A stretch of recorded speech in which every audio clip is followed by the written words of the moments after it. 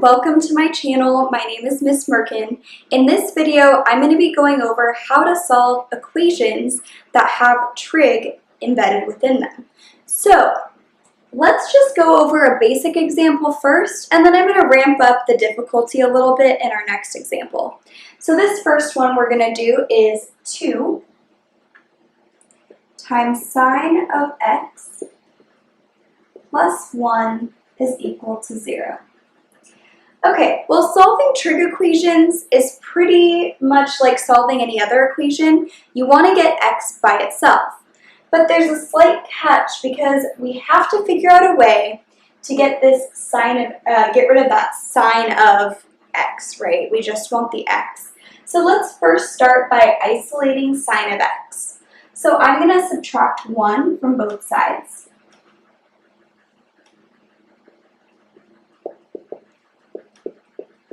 So 0 minus 1 is negative 1. So 2 times sine of x equals negative 1. 2 times sine of x, so to undo that, I'm going to divide both sides by 2. So then I end up with sine of x is equal to negative 1/2. Okay, here's where things get slightly different. What sine of x equals negative 1/2 is really asking for is what values for x, in other words, which angle measures can I put in for x, in which, on the unit circle, right, my y-coordinate, so remember your sine is your y-coordinate, is negative 1/2. Now this wants all possible solutions. There's actually infinite number of solutions for this because you can continually go around and around the unit circle. However, let's restrict our answers to be from 0 to 2 pi. Most problems will restrict this. Just be careful that if it's not restricted from 0 to 2 pi, you have to actually state all of the possible solutions in some kind of general form. I can go over that in the more complicated example we're going to do next. Okay, so sine of x equals negative 1/2. At which angle measures between 0 and 2 pi is my y-coordinate negative 1/2? Well, we can look at our unit circle, and I know you can't see this very well, so you're probably going to have to take my word for it or look at your own if you have a copy. So we're going to have to look at quadrant 3 and quadrant 4 because those are the only zones at which our y-coordinate would be negative. So it looks like, if we're going to go in radians, our y-coordinate on the unit circle is negative 1/2 at 7 pi over 6. And also over here in this quadrant 4 at 11 pi over 6. So these are our two answers to this trig equation. Okay, so the next example is going to be more of a multi-step problem. This one was a pretty straightforward solving. However, they're not all going to be like that. So yeah, our next example is just going to be slightly more difficult. All right, so now we're going to go through a little bit more of a difficult example. Now, if you notice, I added something to our little cheat sheet area over here. I added some common trig identities. So in some of the more difficult trig equations, you're going to have to use some of these identities. I just did some of the most common ones. This guy right here, sine squared of x plus cosine squared of x equals 1 is your Pythagorean identity. Cosecant of x equals 1 over sine of x. Secant and cotangent, right? Those are all of our reciprocal identities. So you might have to use some of these to substitute and rewrite in order to solve your problem.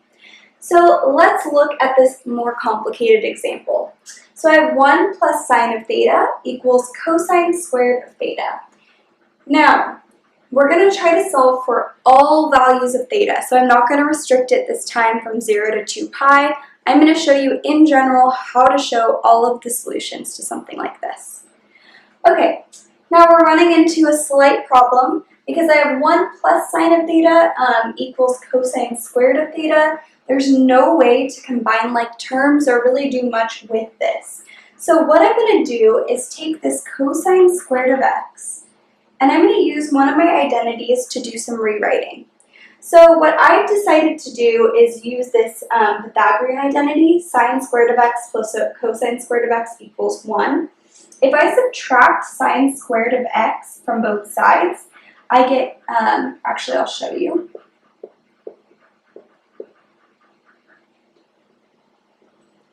So I'm going to subtract sine squared of x from both sides. Okay, I end up with cosine squared of x equals 1 minus sine squared of x. Okay. All right. So I'm going to replace cosine squared of x right here with 1 minus sine squared of x. So let me switch back to my other pen. I will have 1 plus sine of theta is equal to 1 minus sine squared of theta. Okay, well the next thing I'm seeing that I could do is subtract 1 from both sides. So then I'm left with sine of theta is equal to negative sine squared of theta. Okay.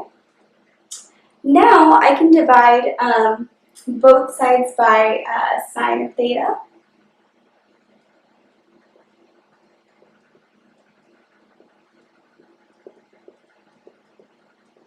Okay. Sine of theta divided by sine of theta is just 1. Okay. Now, sine squared of theta. Remember, sine squared of theta is really just sine of theta times sine of theta. I keep running out of room. Okay. So, one of these is going to cancel out. If I divide sine of theta times sine of theta by sine of theta, I'm just left with 1 sine of theta. So I'm left with 1 equals negative sine of theta.